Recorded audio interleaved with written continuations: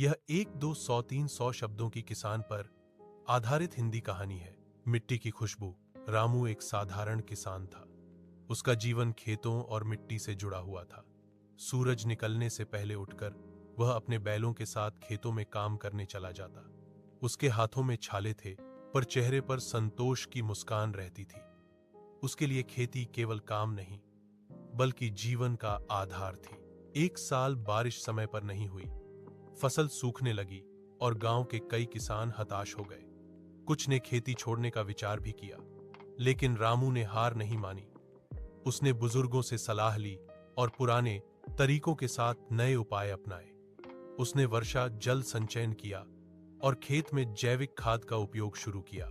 दिन रात मेहनत के बाद धीरे धीरे खेत में हरियाली लौट आई।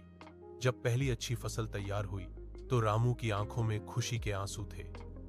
उसने अपनी फसल गांव के बाजार में बेची और अच्छी आमदनी हुई।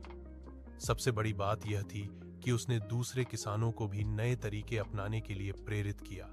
रामू का खेत अब उदाहरण बन गया था। लोग दूर दूर से उसे देखने आते। रामू समझ गया था कि सच्ची खेती केवल अनाज उगाने का नाम नहीं है, बल्कि धैर्य, मेहनत और प्रकृति के साथ तालमेल का परिणाम है। मिट्टी की खुशबू उसे हर दिन यही सिखाती थी कि उम्मीद कभी नहीं छोड़नी चाहिए। अगर चाहें तो मैं इसे स्कूल स्तर, प्रेरणादायक या सरल भाषा में भी बदल सकता हूं।